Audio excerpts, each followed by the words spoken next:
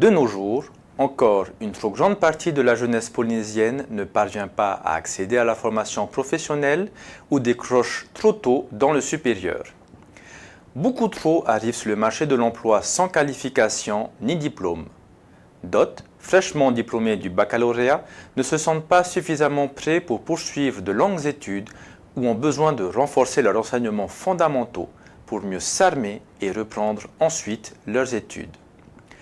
Mais aussi, d'autres élèves préfèrent apprendre un métier, développer de solides compétences professionnelles pour entrer directement dans le monde du travail.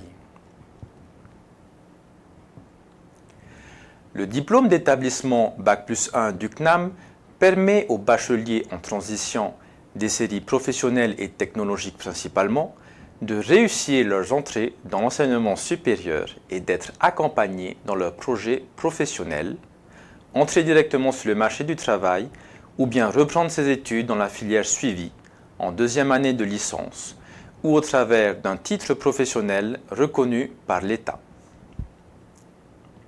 Bonjour, je suis Peter Meul, chargé des formations numériques au CNAM en Polynésie française et je vais vous présenter nos formations Bac+1.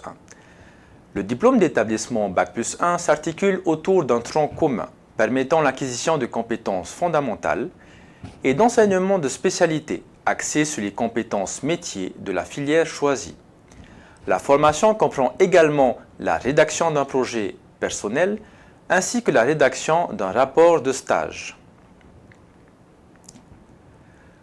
La formation s'étale sur 8 mois et comprend 600 heures de formation, 300 heures pour le tronc commun et autant pour les cours professionnels, et 400 heures de stage en milieu professionnel, ce qui revient à 3 mois. La rentrée prochaine est prévue le 6 septembre 2021 pour se terminer début juin 2022. Le tronc commun est composé de 7 cours fondamentaux représentant la moitié des heures de la formation, soit 300 heures et 24 crédits européens sur 60. L'objectif est de renforcer les savoirs de base, muscler sa culture générale, maîtriser les outils informatiques et numériques, connaître le fonctionnement des entreprises, se doter de méthodologies et d'outils d'aide à la décision.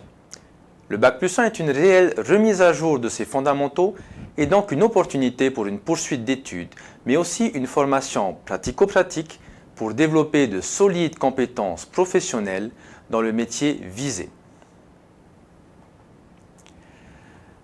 Le métier de développeur est celui le plus demandé du secteur informatique avec l'essor des applications pour mobile et des objets connectés.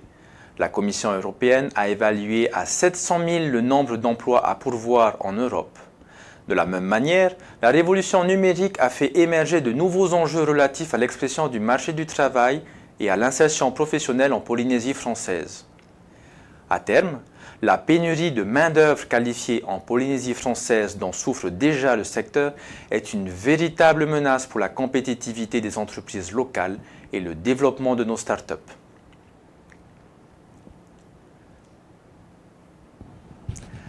En effet, la Polynésie française, labellisée Communauté French Tech depuis 2019, a lancé de grands chantiers numériques depuis 2015, comme la création d'un incubateur Prism à la CCISM de Papeete, un festival Digital Tahiti annuel qui regroupe les professionnels du numérique de la zone Pacifique, un projet en cours de création d'un pôle de convergence des pratiques numériques qui fera naître de nouvelles startups.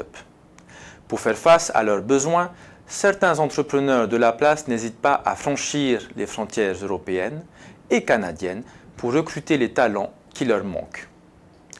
Le président de la Polynésie française, M. Edouard Fritsch, affirmait en 2020 que la révolution numérique est une formidable opportunité pour l'emploi, pour nos jeunes.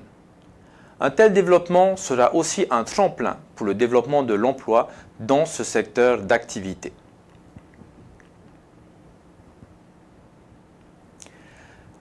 L'impact attendu de cette formation est pluriel.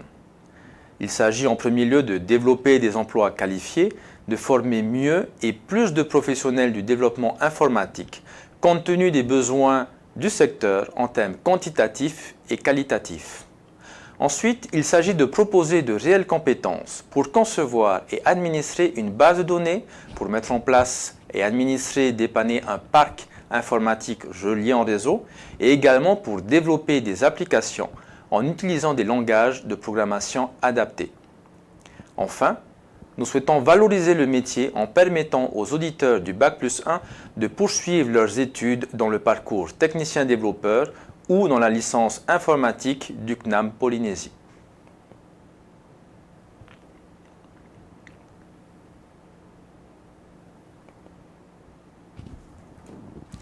Pour réussir dans cette formation, il faut être passionné par l'informatique, les technologies et le numérique.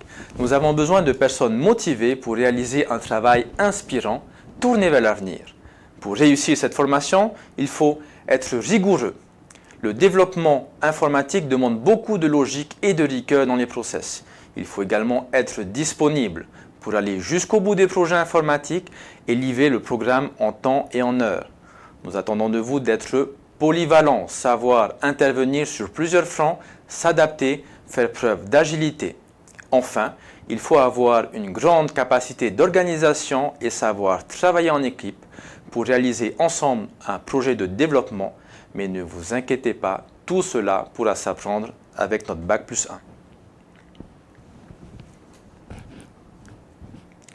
Le profil idéal est un élève issu de la filière des sciences et des technologies informatiques, en Bac Pro SN, système numérique, ou en Bac technologique ST2ID, sciences et technologies de l'industrie et du développement durable, avec également la spécialité SIG.